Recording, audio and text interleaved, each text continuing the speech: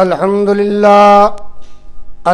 لله نحمده ونستعينه ونستغفره ونؤمن به ونتوكل عليه ونعوذ بالله من شرور أنفسنا ومن سيئات أعمالنا من يهده الله فلا مضل له ومن يضلله فلا هادي له ونشهد أن لا إله إلا الله وحده لا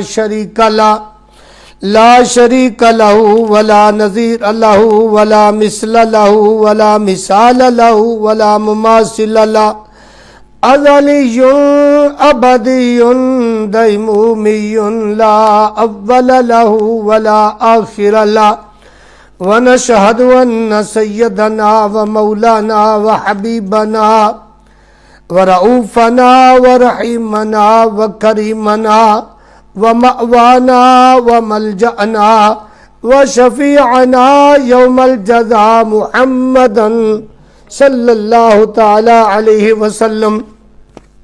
أما بعد فأعوذ بالله من الشيطان الرجيم. بسم الله الرحمن الرحيم.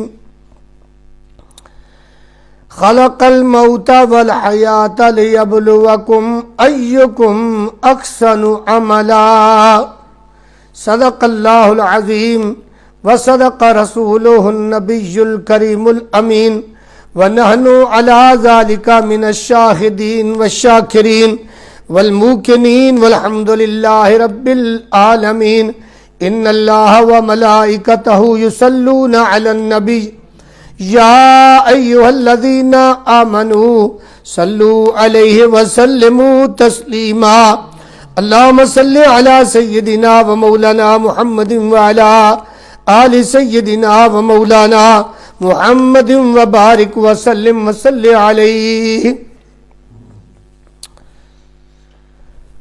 ایسا تجھے خالق نے ترادار بنایا،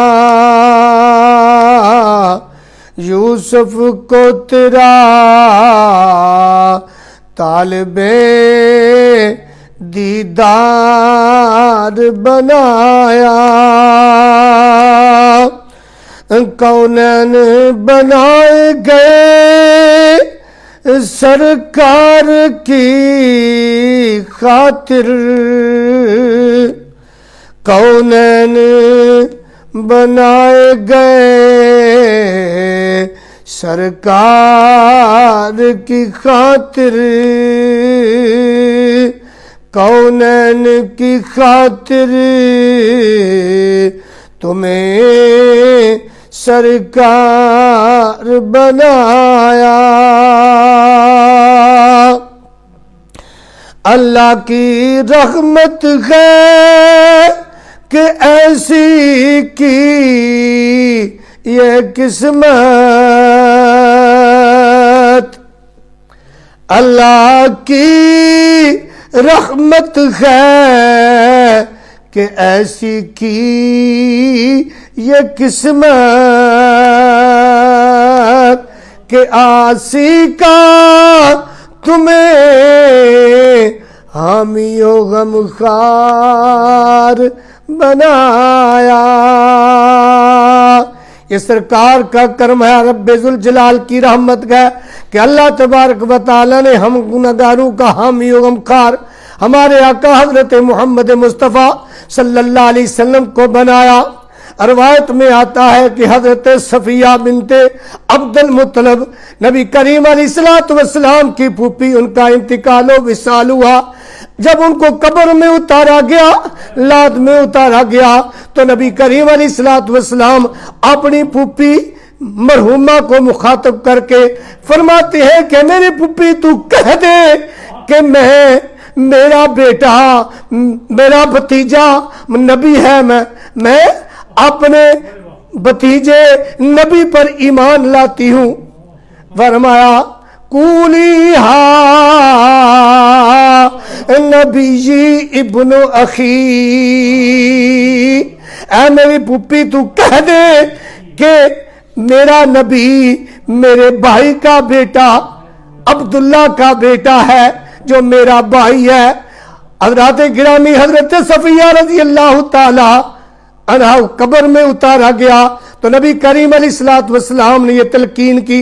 صحابہ اکرام نے کہ یا رسول اللہ صلی اللہ علیہ وسلم آپ نے اپنی پھوپھی مرحومہ کو تلقین فرما رہے ہیں۔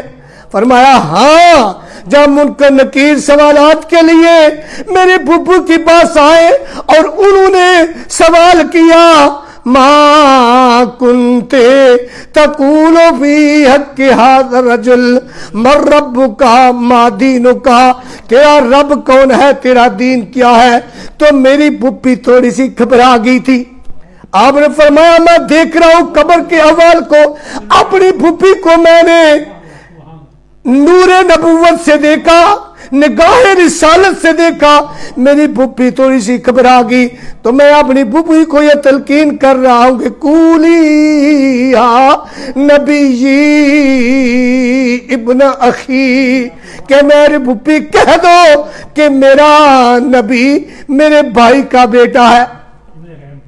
تو صحابہ اکرام نے عرض کیا یا رسول اللہ صلی اللہ علیہ وسلم اب تو آپ موجود ہیں، اپنے امتی پر نظر رکھتے ہیں، قبر کے احوال کو جانتے ہیں، جب اپنے امتی کو قبر میں اتارتے ہیں تو آپ جانتے ہیں کہ آپ کے غلام سے کیا کیا سوالات ہو رہے ہیں، آیا وہ خوش ہے یا نہ خوش ہے، سوالات کے جواب دے رہا ہے یا نہیں دے رہا، یا رسول اللہ آپ مدد فرما دیتے ہیں۔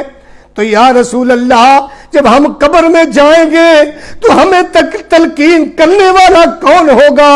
تو میرے آقا کریم صلی اللہ علیہ وسلم نے فرمایا وَيُثَبِّتُ اللَّهُ الَّذِينَ آمَنُوا بِالْقَوْلِ الثَّابِتِ، جب میرا امتی، میرا غلام، میرا دیوانہ، فرمایا میرا اطاعت گزار قبر میں جائے گا تو اللہ تبارک و تعالی میرے ہر امتی کو قول ثابت کر قائم رکھے گا۔ فرمایا جب میرا امتی، میرا غلام قبر میں پہنچے گا تو اللہ تبارک و تعالیٰ اسے قول ثابت پر قائم رکھے گا، اور وہ قول ثابت کیا ہے؟ فرمایا جب اس سے سوال ہوگا من ربو کا تو وہ پکار اٹھے گا کہ ربی اللہ، میرا رب اللہ ہے۔ جب اس سے سوال ہوگا ما دینو کا تو وہ پکار اٹھے گا دین الاسلام۔ جب اسے پوچھا جائے گا اس ہستی کے بارے میں، اس نورانی شخصیت کے بارے میں تیرا کیا عقیدہ ہے، تو وہ پکار اٹھے گا ھذا محمد الرسول اللہ صلی اللہ علیہ وسلم۔ فرمایا اللہ کی رحمت ہے کہ ایسی کی یہ قسمت، اللہ کی رحمت ہے کہ ایسی کی یہ قسمت، سرکار کو آسیکا تمہیں حامی و غمخوار بنایا، بے یارو مددگار جنہیں کوئی نہ پوچھے،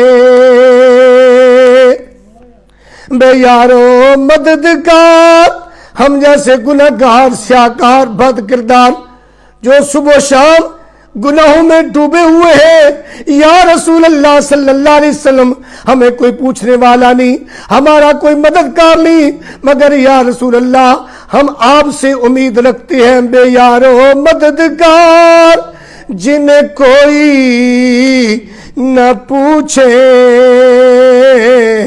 ایسوں کا تمہیں یارو مددگار بنایا، ایسا تجھے خالق نے ترادار بنایا، یوسف کو تیرا طالب دیدار بنایا۔ حضرات گرامی میرے ساتھیوں پہلی منزل قبر ہے. نبی کریم علیہ الصلوۃ والسلام نے فرمایا، آقا کریم صلی اللہ علیہ وآلہ وسلم کتاب المختار اور مطالع انوار میں یہ روایت موجود ہے. حضرت عبد الرحمن بن سلام رحمت اللہ علیہ فرماتے ہیں کہ میں نے اس روایت کو کتاب المختار میں دیکھا، میں نے اس روایت کو مطالع الانوار میں دیکھا کہ آقا کریم صلی اللہ علیہ وسلم کا فرمان ہے. میرے نبی نے فرمایا، تاجدار مدینہ نے فرمایا، امام الانبیاء کا فرمان ہے، فرمایا لا یاتی علی المیت اشد من اللیلۃ الاولی. فرمایا میری امتی پر، میرے غلام پر پہلی رات جو قبر میں ہے اس سے بڑھ کر کوئی سخت رات نہیں. فرمایا لا یاتی علی المیت اشد ترین سخت ترین رات کون سی رات ہے؟ فرمایا من اللیلۃ الاولی، جو پہلی رات قبر میں آتی ہے. فرمایا اس سے بڑھ کر کوئی اور سخت رات نہیں. تو میرے آقا کریم صلی اللہ علیہ وسلم نے فرمایا فرحموا موتاکم، فرمایا اپنے مرحومین پر رحم کرو. یا رسول اللہ کیسے؟ میں قربان جاؤں اس پیارے نبی پر جو اپنی امت کا حریص ہے. حریص علیکم بالمؤمنین رؤوف الرحیم. سرکار کی رحمت نے مجھ کو خوب نوازا، سرکار کی رحمت نے، یہ سرکار کا کرم ہے، یہ اللہ کے نبی کی یہ نگاہ کا صدقہ ہے کہ اللہ کا نبی اپنی امتی پر، ہر امتی پر نگاہ رکھے ہوئے ہیں. فرمایا سرکار کی رحمت نے مجھے خوب نوازا. یہ سچ ہے کہ مجھ سا نکما نہیں کوئی. میرے آقا کریم نے فرمایا پہلی رات بڑی سخت ہے، پہلی رات بڑی تکلیف دہ ہے، تو اپنے مرحومین پر رحم کرو. یا رسول اللہ کیسے ہم ان کی مدد کر سکتے ہیں؟ اپنے پیاروں کی، اپنے والدین کی، اپنے اساتذہ کی، اپنے تلامذہ کی، اپنے مرشدین کی، اپنے عزیز و اقارب کی، اپنے بہن بھائیوں کی کس طرح مدد کر سکتے ہیں؟ تو میرے آقا کریم نے فرمایا فرحموا موتاکم بالصدقۃ، فرمایا ان کے نام کا صدقہ کرو تو اللہ تعالیٰ ان کی پہلی رات کو آسان کر دے گا. اور فرمایا صدقہ کرو. تو بعض صحابہ کے دل میں یہ خیال آیا کہ اس وقت غربت کا زمانہ تھا، بے کسی کا دور تھا، شام کو کھانا ہے صبح کو نہیں، صبح کو کھانا ہے شام کو نہیں. تو عرض کیا یا رسول اللہ جو صدقہ کرنے کی استطاعت نہیں رکھتا وہ کیا کرے؟ میں قربان جاؤں حریص علیکم بالمؤمنین رؤوف الرحیم کی شان والے پیغمبر پر، اس نبی پر. تو میرے آقا نے فرمایا فمن لم یجد، فرمایا صدقہ نہیں کر سکتا، فمن لم یجد فلیصلی رکعتین، فرمایا وہ 2 نفل پڑھے. کیا بات ہے! آقا کریم صلی اللہ علیہ وسلم نے آسانیاں پیدا کر دی امت کے لیے. فرمایا میں اپنی امت کے احوال کو جانتا ہوں، میں اپنی امت کی خبر رکھتا ہوں کہ میرا امتی کس حال میں ہے. فرمایا فمن لم یجد فلیصلی رکعتین، 2 رکعتیں پڑھے، 2 رکعتیں نفل ادا کرے. کس طرح ادا کرنی ہے؟ میرے آقا نے فرمایا یقرأ فیہا فاتحۃ الکتاب، فرمایا پہلی رکعت میں سورۃ فاتحہ کو پڑھے. الحمدللہ رب العالمین. فرمایا ساری سورت جس طرح عام نماز میں عام رکعتوں میں ہم نماز ادا کرتے وقت پڑھتے ہیں، فرمایا اس کے بعد آیت الکرسی پڑھے 11 بار، فرمایا اس کے بعد الہاکم التکاثر 11 بار پڑھے، اور اس کے بعد فرمایا وَقُلْ هُوَ اللَّهُ أَحَدٌ یہ 11 بار پڑھے. فرمایا یہ ساری صورتیں الحمد شریف کے بعد 11 بار پڑھ کے 2 رکعتیں مکمل کر کے جو سلام پھیرے، اور سلام پھیرنے کے بعد ہاتھ اٹھا کے دعا کرے وَيَقُولُ اللَّهُمَّ صَلَّيْتُ هَذِهِ الصَّلَاةَ اللہم صلیت هذه الصلاة وتعلم ما ارید. دعا کرے کہ یا اللہ جو میں نے یہ نماز ادا کیا صلیت هذه الصلاة یہ جو میں نے نماز ادا کیا 2 رکعتیں تعلم ما ارید یا اللہ اس 2 رکعتیں نماز ادا کرنے میں میری تمنا کیا ہے، میری نیت کیا ہے، میرا مقصد کیا ہے، میرا ارادہ کیا ہے. تعلم ما ارید یا اللہ تو جانتا ہے، تعلم تو جانتا ہے ما ارید میرا ارادہ کیا ہے. عرض کرتا آقا کریم نے فرمایا یہ دعا کرے اللہم ابعث ثوابها الى قبر فلان بن فلان. یا اللہ ان 2 نفل رکعتوں کا ثواب جو تو نے مجھے عطا کیا ہے، یا اللہ میرے فلاں بزرگ، میرے استاد، میرے والد، میری والدہ، یا میرے بھائی، یا میری بہن، یا میرے دوست کی روح کو پہنچا دے. فرمایا اصال ثواب کا طریقہ، اصال ثواب کہ اپنے مرحومین کی روح کو اصال ثواب کرنا. علامہ عبدالرحمن بن عبدالسلام رحمۃ اللہ علیہ فرماتے ہیں کہ میں نے اس روایت کو کتاب المختار اور مطالع الانوار میں دیکھا، آقا کریم کا فرمان.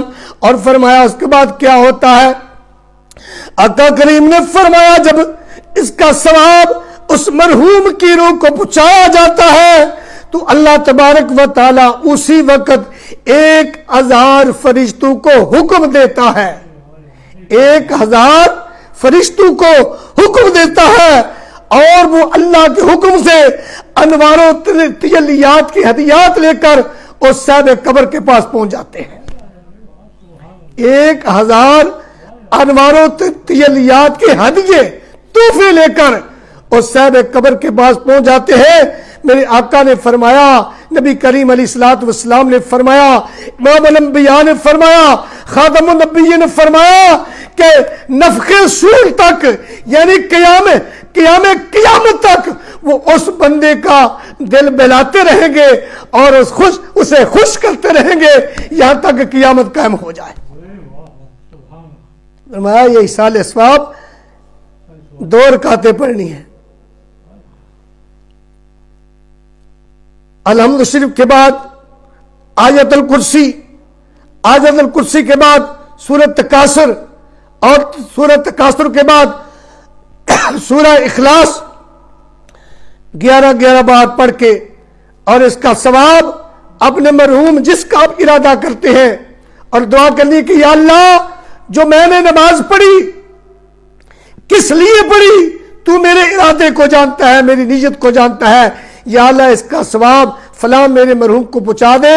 تو اللہ تبارک و تعالی اسی وقت 1000 فرشتوں کو حکم کرتا ہے، وہ جنت سے تحفے لے کر، تحائف لے کر، ہدیے لے کر اس کے پاس پہنچ جاتے ہیں اور قیامت تک اس کا دل بہلاتے رہیں گے.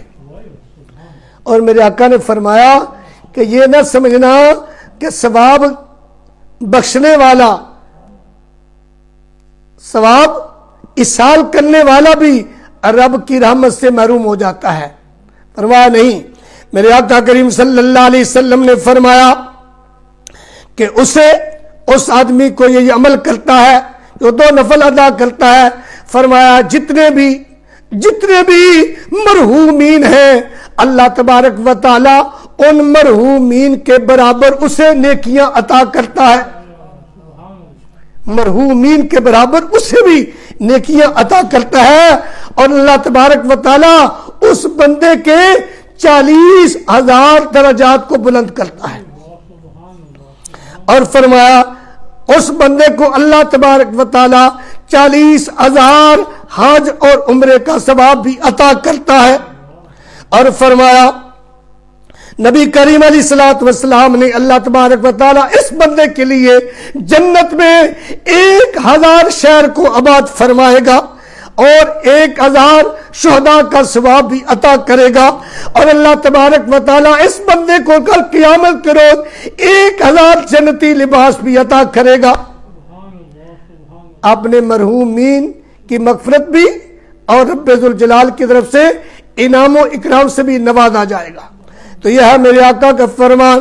حضرات کرام پھر میں کیوں نہ کہوں کہ اللہ کی رحمت ہے کہ ایسی کی یہ قسمت، اللہ کی رحمت ہے کہ ایسی کی یہ قسمت، آسی کا تمہیں حامیوں غم خار بنایا۔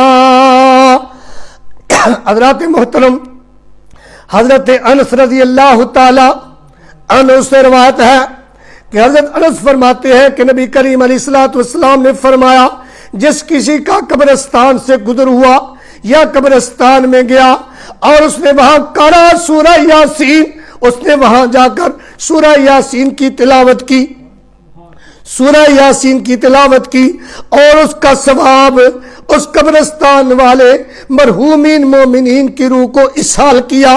تو حضرت انس فرماتے ہیں کہ تاجدار مدینہ حضرت محمد مصطفیٰ صلی اللہ علیہ وسلم نے فرمایا وَكَانَ لَهُ بِعَدَدِ مَن مَاتَ فِيهَا حَسَنًا، اس قبرستان سے تو عذاب کو اٹھا لیا جائے گا، مگر رب ذوالجلال سورہ یاسین کی تلاوت کرنے والوں کو اس قبرستان میں جتنے بھی مرحومین مومنین مدفون ہیں ان کے برابر اللہ تعالیٰ اسے بھی نیکیاں عطا فرمائے گا۔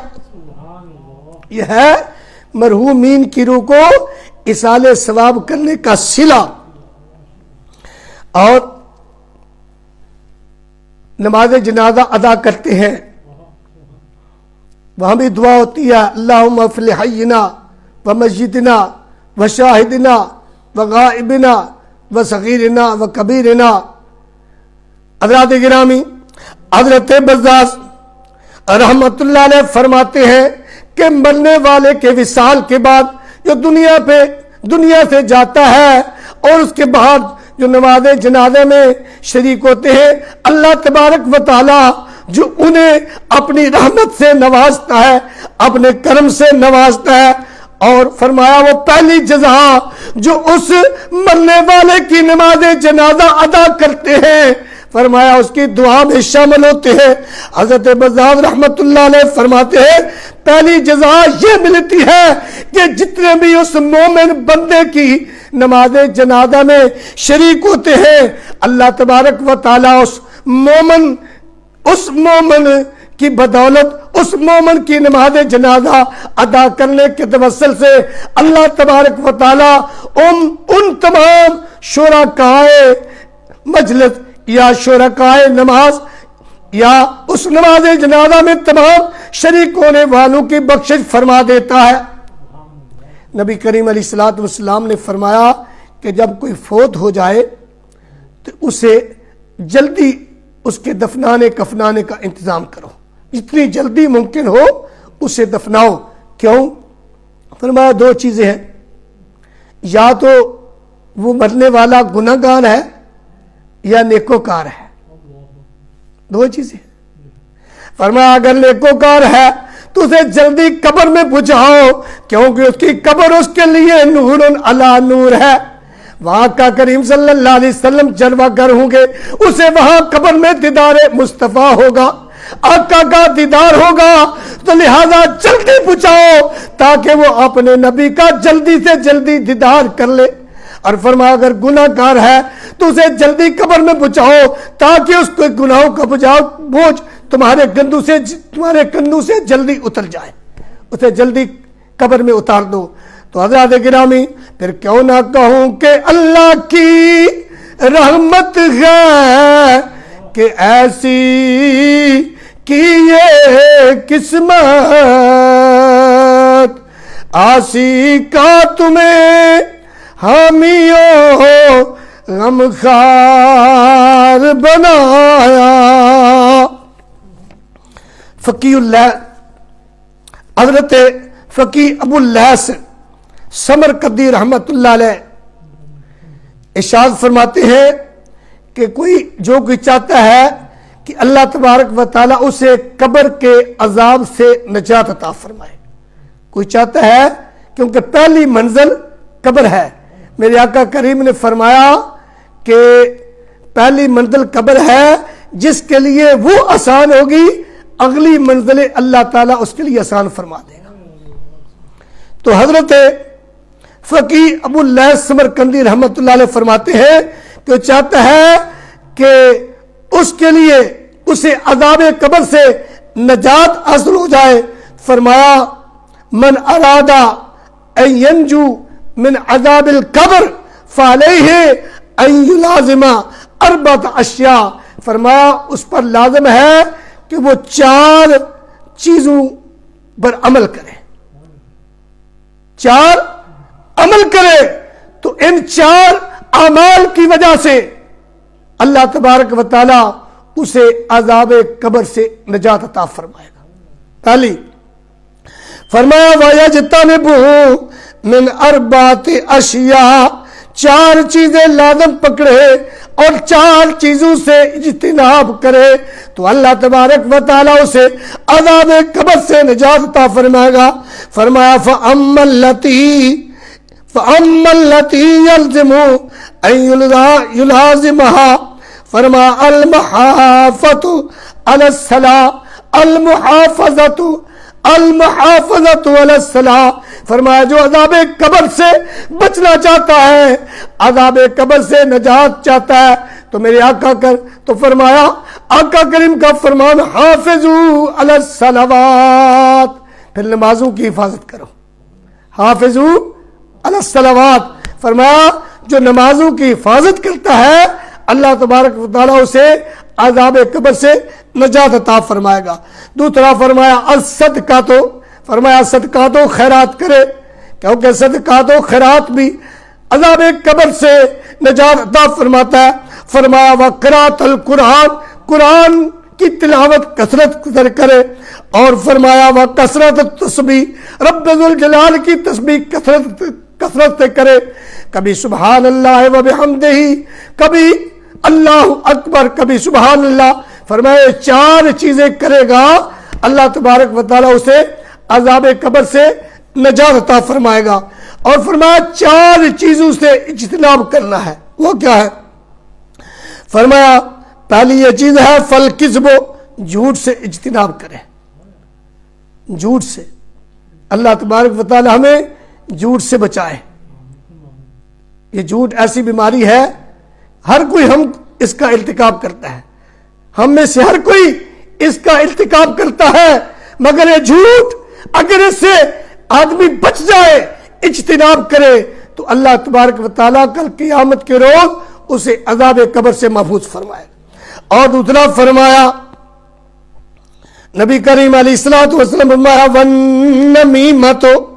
والنمیمۃ، چغل خوری نہ کرے، چگلی نہ لگائے، اور فرمایا والخیانت، اور خیانت نہ کرے، امانت میں خیانت نہ کرے، اور چوتھا فرمایا والبول قائمن، کھڑے ہو کر پیشاب نہ کرے۔